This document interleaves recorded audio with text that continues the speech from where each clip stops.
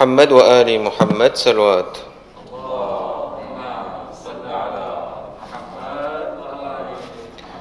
أعوذ بالله من الشيطان الرجيم. بسم الله الرحمن الرحيم. رب اشرح لي صدري ويسر لي أمري واحلل عقدة من لساني يفقه قولي. Cher Azadar et Hussein, Assalamu alaikum wa rahmatullahi wa barakatuh. Nous continuons sur notre sujet, les raisons historiques de l'événement de Karbala. Hier, nous avons vu comment la cité de la Mecque s'est créée et nous avons vu comment les Qurayshites se sont installés dans cette cité et quelles étaient leurs principales caractéristiques. Aujourd'hui, nous allons vraiment entrer dans le sujet et nous commençons notre histoire. Notre histoire commence avec Qusay bin Qilab, qui est le 5e ancêtre de notre saint prophète sallallahu alayhi wa sallam.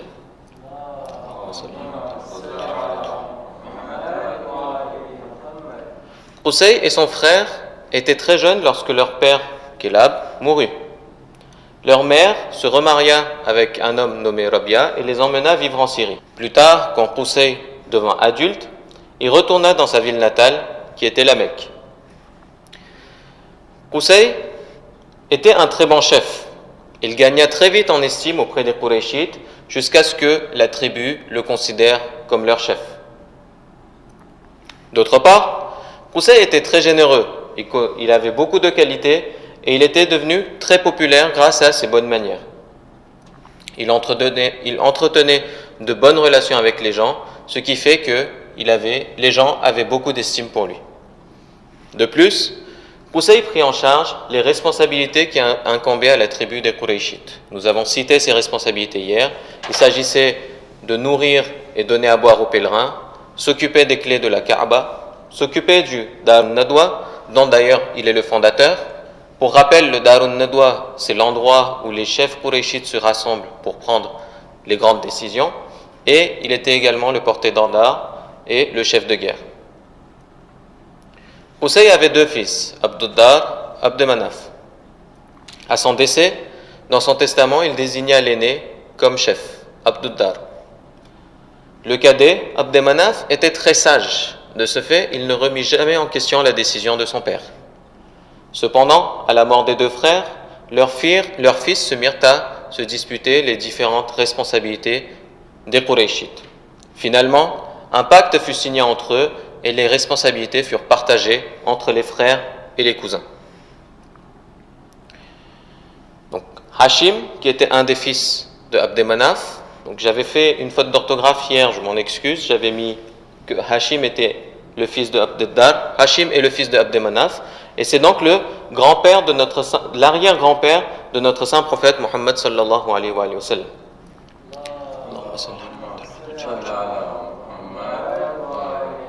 Il avait un frère jumeau, Abd Shams, et deux autres frères.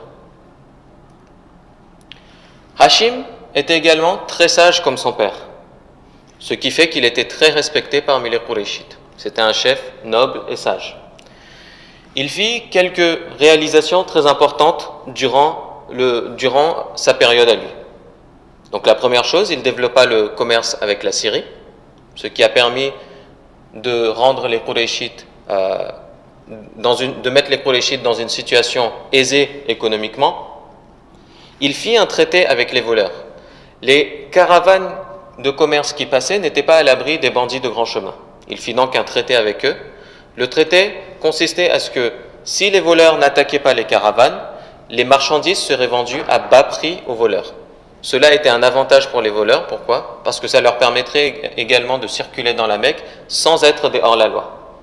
La troisième chose, il mit fin à l'irtifad. Qu'est-ce que l'irtifad ? À la Mecque, quand une famille commençait à s'appauvrir et ne pouvait plus se nourrir soi-même, il était très honteux pour cette famille de tendre la main pour demander à d'autres familles.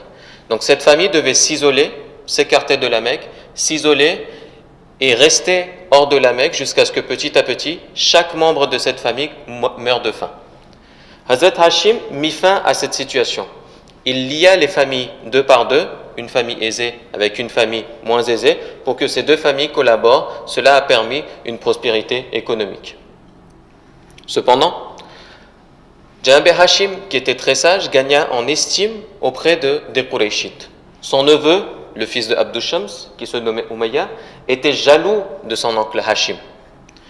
Il a essayé de gagner l'estime des gens, mais les gens voyaient la sagesse de Janab Hashim. De ce fait, il finit par défier ouvertement Janab Hashim. Janab Hashim accepta le défi sous 2 conditions. Le perdant devait sacrifier 100 chameaux pour nourrir les pèlerins, et le perdant devait quitter la Mecque pour 10 ans. Quand les deux vinrent devant le sage donna raison à Hashim. Cela a fait que la haine de Umayya grandit encore plus. Hashim décéda en Syrie. Il laissa derrière lui 5 fils, dont Abdul Muttalib et Asad. Abdul Muttalib, qui est le grand-père de notre saint prophète, et Asad eut une fille du nom de Janab Fatima, qui sera la mère de Ali alayhi salam. Cette histoire est l'une des premières graines de haine que Umayya planta dans la tribu des Qurayshites. Wassalamu alaykum wa rahmatullahi wa barakatuh. بر حبیب خدا خاتم الانبیاء بآواز بلند صلوات.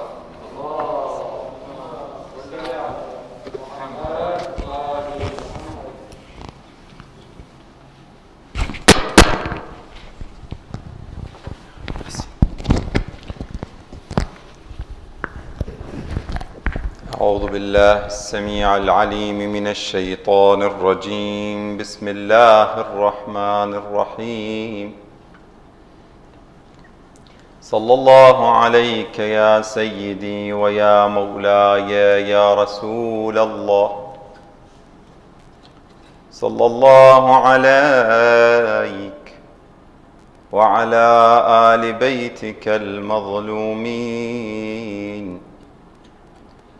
صلى الله عليك يا مولاي وابن مولاي يا أبا عبد الله. يا رحمة الله الواسعة، يا رحمة الله الواسعة، ويا باب نجاة الأمة. او حسين پخت الله، او حسين larmes de croyants et croyantes. Ô Hussein, étranger, opprimé, assoiffé, égorgé. سيدي ما خاب من تمسك بكم، وأمن من لجأ إلى حصنكم. يا ليتنا كنا معكم فنفوز فوزا عظيما. بسم الله الرحمن الرحيم. ولا يغتب بعضكم بعضا أيحب أحدكم أن يأكل لحم أخيه ميتا فكرهتموه. Décorez notre majlis avec salat ala Muhammad wa ali Muhammad.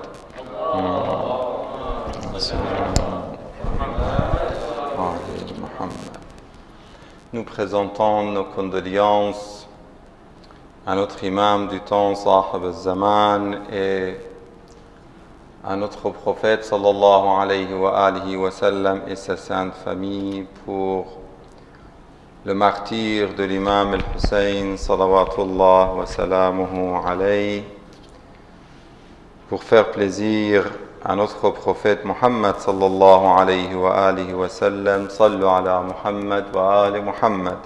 Allahumma salli ala Muhammad wa ali Muhammad. Nous avons évoqué et cité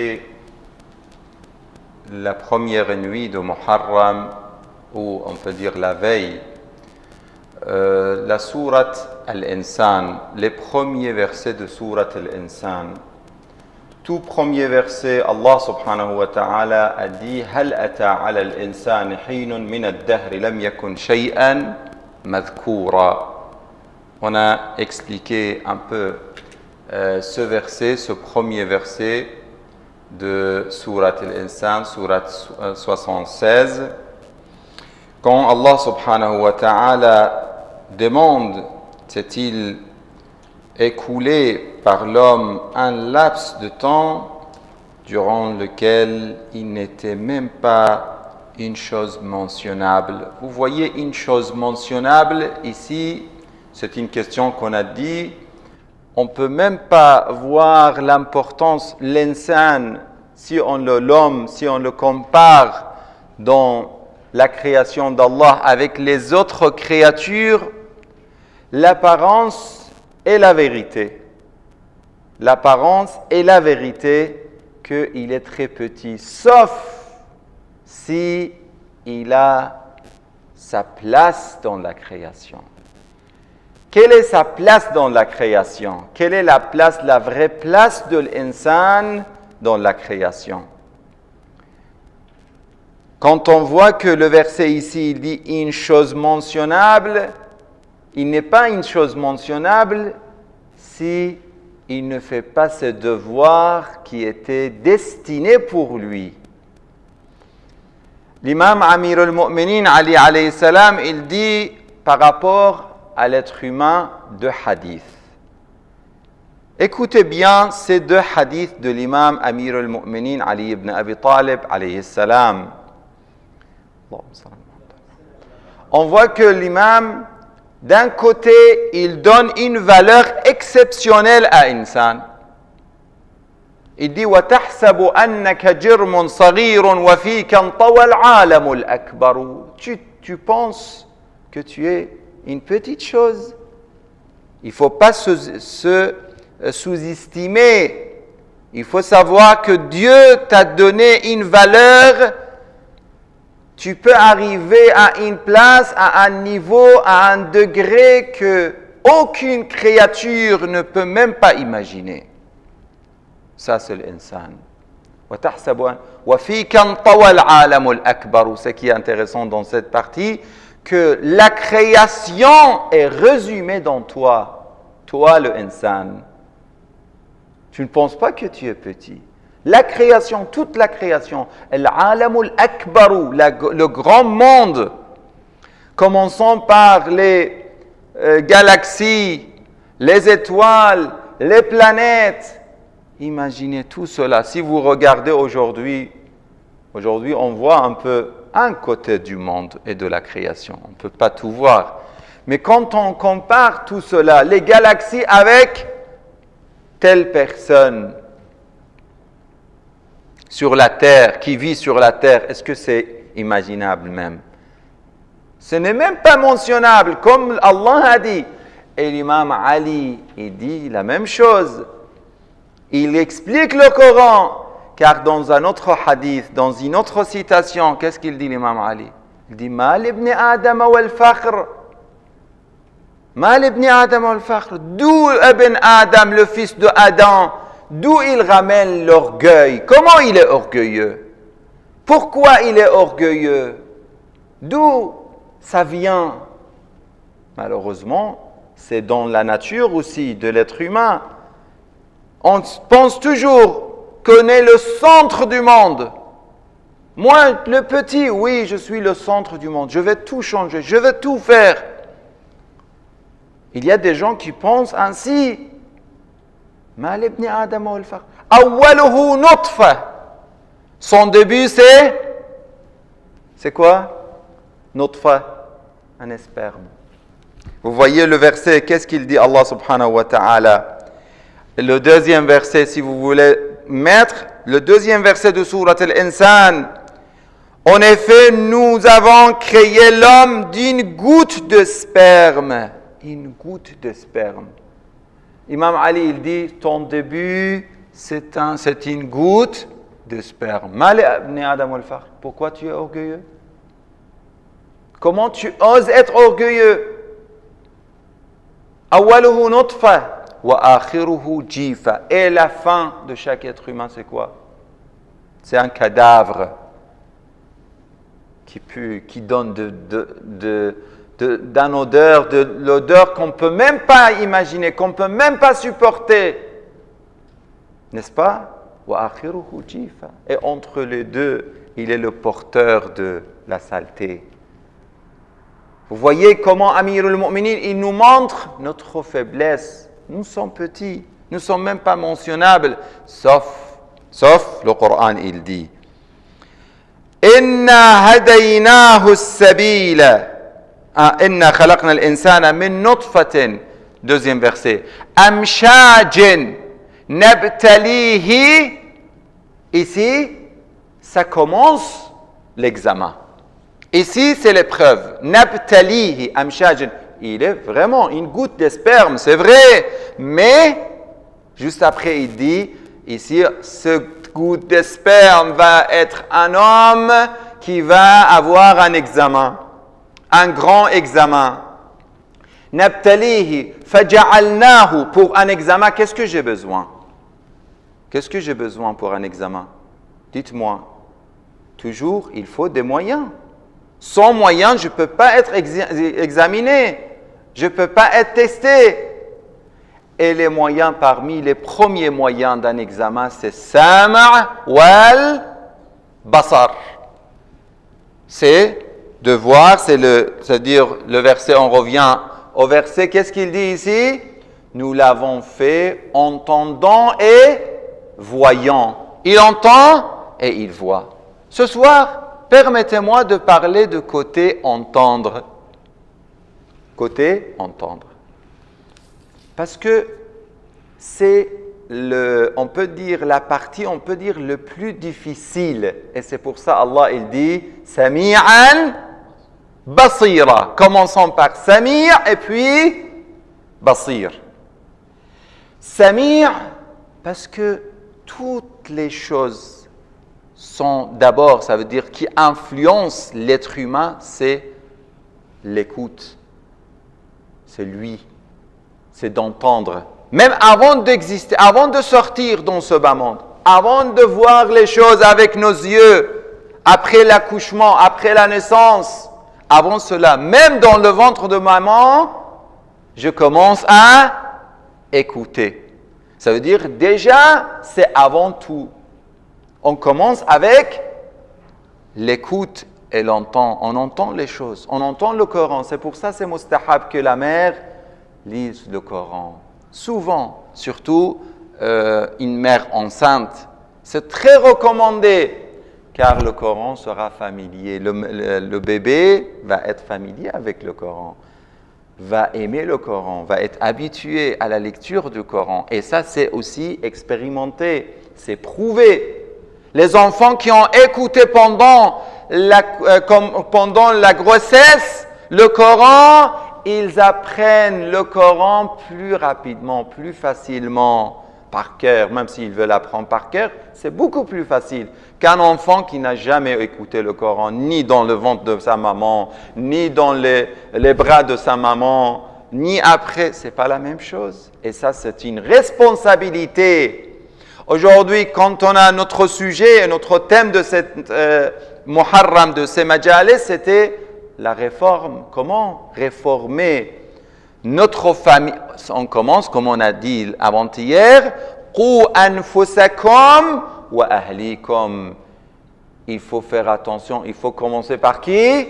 Par nous-mêmes et par nos enfants. Qu'est-ce que je dois faire? Comment je dois m'améliorer? Comment je dois changer? Je dois savoir que c'est une responsabilité envers de mon fils. Comment je fais un enfant qui commence à apprendre le Coran et un enfant qui va commencer les examens dans cette vie. On revient à l'examen. On a dit, c'est l'écoute et l'entend. Parmi les choses, vous savez, aujourd'hui, si je vous demande, est-ce que vous priez? Vous faites la prière?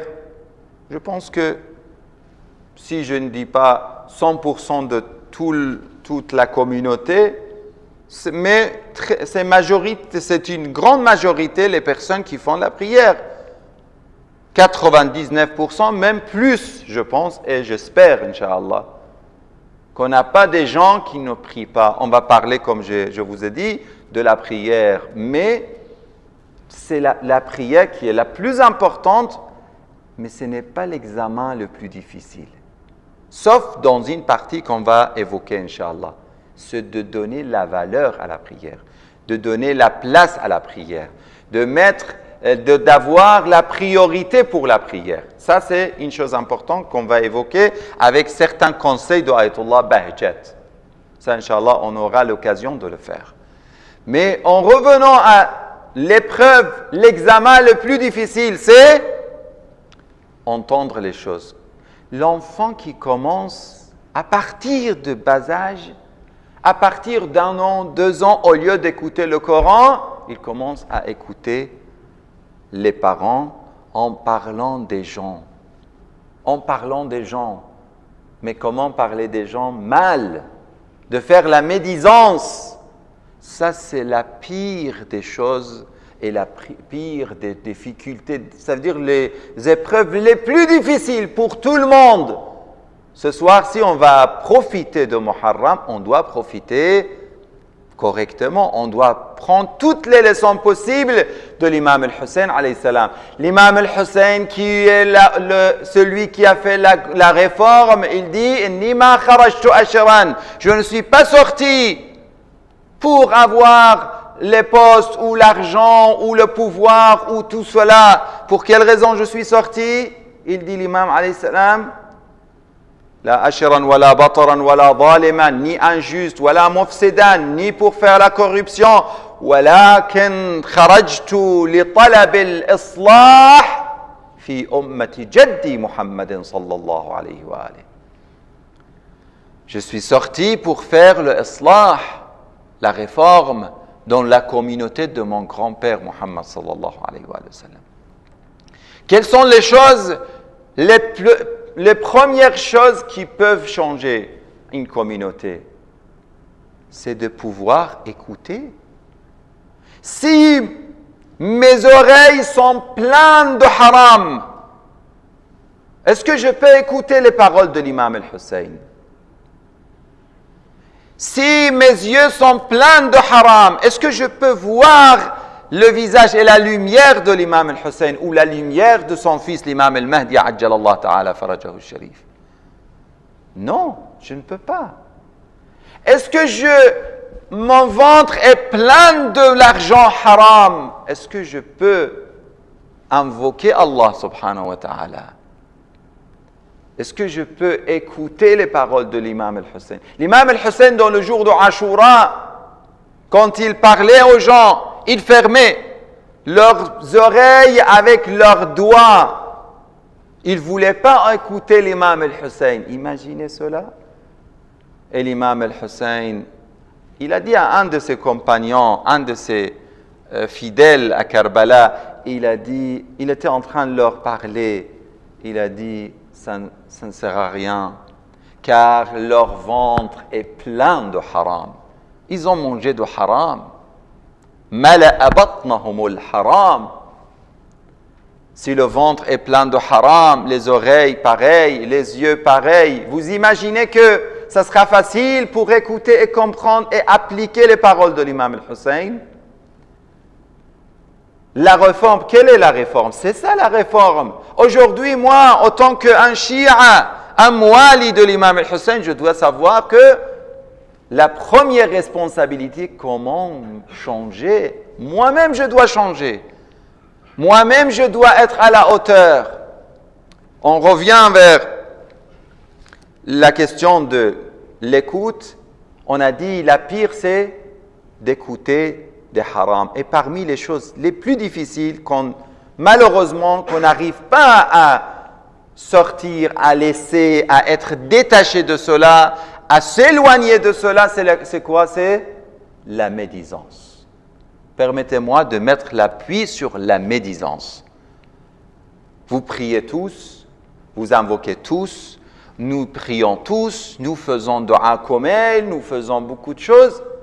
Et ce n'est pas avec ça que Dieu va nous éprouver. Notre épreuve est différente que les autres. Nos épreuves, ce sont dans des choses les plus difficiles. Écoutez le verset qui parle maintenant de riba, de la médisance dans le Coran. Sourate 49, verset 12. N'est-ce pas? Allah subhanahu wa ta'ala dit Ya ayyuhalladhina amanu ijtanibu kathiran min adh-dhann. Ça, si on aura l'occasion de parler de dhann aussi, c'est important. Inna ba'da adh-dhanni ithm wa la tajassasu wa la yaghtab ba'dukum ba'da. Ici, c'est notre sujet. La yaghtab ba'dukum ba'da. أيحب أحدكم أن يأكل لحم أخيه ميتا فكرهتموه. Allah ici dans le Saint-Coran, dans ce verset, il dit La yartab, ne médisez pas les uns des autres. L'un de vous aimerait-il manger la chair de son frère mort? Imaginez même la scène. C'est une scène métaphorique du Coran, d'Allah dans le Coran, pour montrer que, et je ne peux pas dire métaphorique, je m'excuse, car il y a des histoires qui montrent que c'est la vérité. L'imam, ce n'est pas métaphorique, je change, mais ici, peut-être pour l'image, c'est métaphorique, mais c'est une vérité. Un jour, une personne est entrée chez le prophète, et quelqu'un qui était à la maison du prophète sallallahu alayhi wa sallam a dit, il s'est moqué de la personne, il a dit un mot qu'il ne devrait pas dire. Après qu'il est sorti, la personne, la dame, il a dit à cette personne, tu peux jeter ce que tu as mangé maintenant? Elle n'a pas compris. Elle a dit, oui, il y a quelque chose dans ta bouche maintenant. Tu peux la cracher. Quand elle a fait ça, elle a vu que c'était un morceau de viande. Et c'est le verset. Allah nous montre, le Rasulullah a montré à la personne ce qu'on ne voit pas. Quand je parle mal de telle personne, je suis en train de manger sa chair, mais comme une chair, comme la chair morte. Et je le fais malheureusement. Et on le fait malheureusement. Allah subhanahu wa ta'ala, écoutez cette, comparaison intéressante que certains ulama le font. Allah subhanahu wa ta'ala, il me voit en train de faire de haram. N'est-ce pas? Qui parmi nous ne fait pas de péché? C'est rare. Je ne vais pas dire que ça n'existe pas, mais c'est rare vraiment des personnes qui ne font pas de péché. Même si, permettez-moi de vous dire ça, si on rentre aujourd'hui à la maison et on écrit les erreurs qu'on a fait dans la vie, les péchés qu'on a fait. Imaginez ça. Il y avait une personne, il disait, moi j'étais, après le majlis d'une personne, d'un alim, je suis sorti. Après, dans le chemin, je commençais à raconter ou à, ça veut dire énumérer les fautes et les erreurs et surtout les péchés que j'ai faits. Oui, j'ai fait ça. Non, vraiment, moi aussi, je suis pécheur. Je suis un grand pécheur. J'ai fait ça, j'ai fait ça, j'ai fait ça. En citant les choses qu'il a fait, il se rendait compte que, et il a fait attention, il a dit, j'ai peur que quelqu'un m'a écouté. Il a regardé droite à gauche si quelqu'un était dans l'environ ou à son entourage, autour de lui. Il avait peur. Imaginez si vous écrivez vos péchés sur une feuille et vous mettez sur une table. Est-ce que vous pouvez dormir? Vous pouvez dormir? On peut dormir? Les péchés qu'on a fait dans en cachette, on pense qu'on a caché cela, mais ce n'est pas caché chez Allah. Il y a une poésie, très belle poésie, qui dit que tu m'as vu, tu me connais et malgré ça tu m'acceptes, tu m'achètes, tu me pardonnes, tu me donnes la valeur, tu me donnes l'honneur devant les gens. Les gens pensent, oui, je suis une bonne personne. Les gens viennent. Mais si les gens, on a aussi dans les hadiths et dans les doigts, si les gens savaient ce que je fais, même les parents ne vont pas supporter. Même les enfants ne vont pas supporter les péchés de leurs parents. Peut-être ils ne vont même pas partir sur la tombe pour enterrer leurs parents s'ils savent ce qu'ils ont fait, leurs parents. Si on sait ce que nos enfants ont fait, peut-être on ne va même pas regarder nos enfants. Ça, on parle des parents et des enfants qui nous ont les liens les plus proches. Mais malgré ça, Allah, il voit tout. Il voit tout, il sait tout. Et malgré ça, il nous pardonne. Il dit aux anges même, il fait oublier les anges. Si on demande toujours tout de suite le pardon à Allah subhanahu wa ta'ala, après le péché, qu'est-ce qu'il va faire Allah subhanahu wa ta'ala? Il va faire oublier. Les anges vont oublier ce que j'ai fait. Je viens de commettre le péché, mais on voit que Allah subhanahu wa ta'ala, avec sa puissance, il peut tout faire. Il fait oublier. Il ne veut pas que la personne, les gens, l'homme soit déshonoré, humilié. Mais nous, les êtres humains, entre nous, on fait cela, malheureusement. Et c'est pour ça que, à part ce verset du Coran, le hadith du prophète, qu'est-ce qu'il dit? Il dit « Al-zina al-ghibatu ashaddu min az-zina » Al-ghiba ashaddu min az-zina, c'est pire que l'adultère. Ne dites pas zina, et c'est pas seulement de faire la médisance, même celui al-murtab, as-sami'u lil-ghibati kal-murtab, celui qui écoute le riba et il accepte la médisance, il est comme celui qui fait la médisance. C'est le hadith du prophète sallallahu alayhi wa sallam. C'est la même chose. Demandons ce soir, grâce à l'imam al-Hussein, que chaque nuit, l'imam al-Hussein, il nous corrige. Islah, c'est la réforme. Il corrige nos défauts, nos erreurs, nos péchés. Il supprime tout cela. On fait comme on dit initialisation, n'est-ce pas? Au niveau vous, les informaticiens. On fait c'est comme ça vient de la compagnie. Kayawm waladathu ummuh, comme le jour de la naissance que sa mère l'a accouché.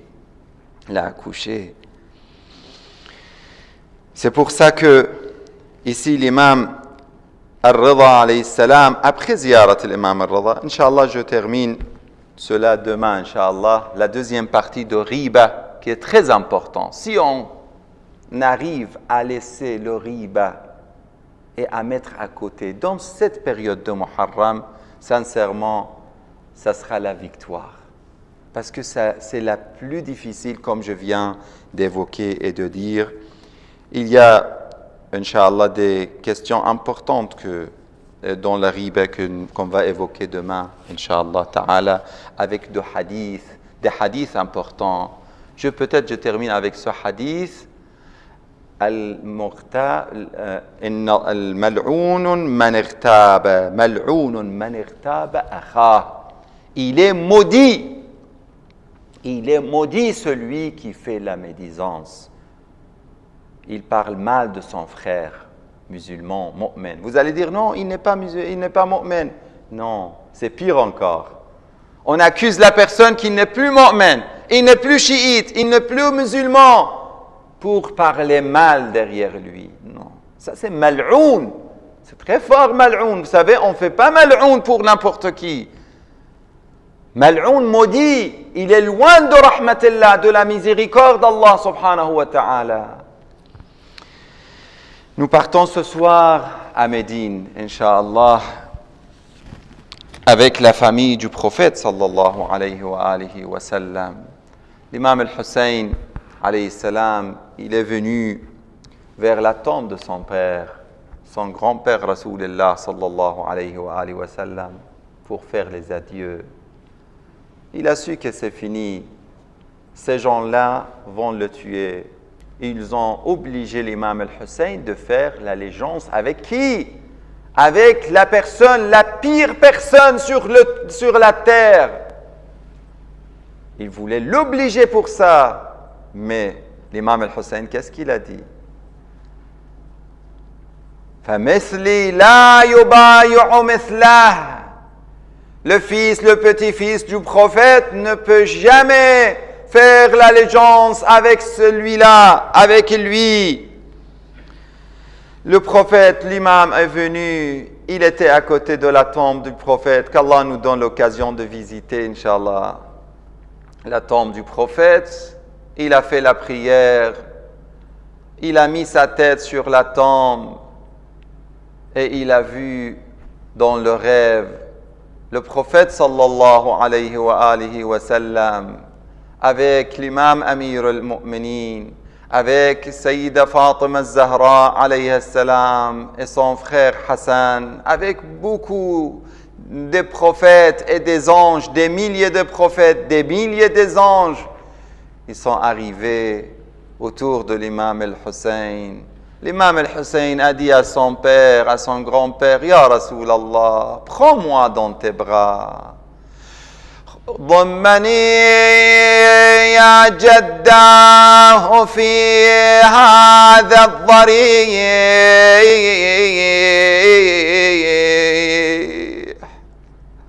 علني يا جد من بلوى زماني أستريح. Puisque mon grand-père, je ne peux plus supporter la trahison de ce peuple. Le prophète sallallahu alayhi wa sallam lui dit, Ya bunay waladi Hussein, mon fils Hussein, sha'Allah an yaraka qatila. Dieu veut te voir martyr. Ton martyr est décidé depuis la création de ce monde, Ya Hussein. L'imam al-Hussein, le lendemain, est sorti. Wa wayla. C'était sa ville natale, c'était la ville que le prophète et l'imam Ali et Fatima sont arrivés.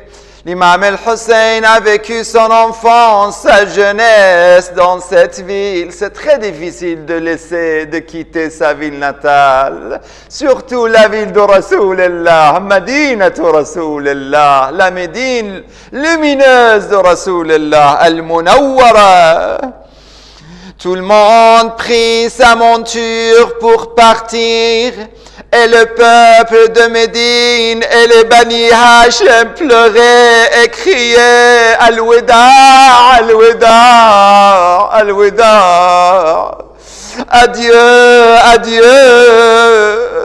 Al-Firaq, Al-Firaq, Al-Firaq. La séparation, la séparation. Abel Fadl al-Abbas, Qamar Bani Hachem, la lune de Bani Hachem dit, par Allah, je jure que c'est la séparation. Et notre rencontre sera au jour du jugement. Et toute la famille de Hussein prit la route, sauf une de ses filles connues sous le nom de Fatima al-Alila, car elle était malade au moment du voyage. Ils l'ont laissée alors chez la mère des croyants, Salama. l'épouse de Rasulullah sallallahu alayhi wa alayhi. Cette fille était émue lors des adieux. Quand elle vit sa famille partir, elle commence à romper en criant « Ya Abata, Ya Aba Abdullah » Mon cher père, comment me laissez-vous seul? Aba Abdullah, Aba Khoudouni ma'akum. Mon père, prenez-moi avec vous. Yabo ya Hussein, wiyakum khoudouni. Après vous, ma famille, mes yeux seront aveuglés. Ne me laissez pas seul dans ce pays avec le corps affaibli. L'imam al-Hussein revint vers elle. Elle la serra contre sa poitrine. Il l'embrassa et lui caressa les cheveux en lui disant « Tu es malade, ma fille. Vous avez peut-être des filles. Celui qui a une fille, il peut sentir la douleur de cette séparation. Qu'Allah ne sépare pas les parents avec leurs enfants, surtout leurs filles. Et tu ne supporteras pas ce voyage difficile, ma fille Fatima. » Elle regarda son visage lumineux et pleura à chaudes larmes. Puis Hussein s'en alla, le cœur brisé. Tout le long de l'absence de l'imam, elle s'asseyait derrière la porte, espérant avoir des nouvelles de son père et de sa famille. Et quand la séparation dura sans aucune nouvelle, le poète dit à sa place: Ya rih al-hab وياك وديني أزور أحباب غياب عن عيني. Au vent passant, prends-moi avec toi pour rendre visite à mes chers éloignés. Leur voyage est long, je suis tourmenté. Je veux visiter mes chers éloignés. Elle crie, salam Allah alayha. La hawla wa la quwwata illa billah. العلي العظيم. إنا لله وإنا إليه راجعون. صلوات على محمد.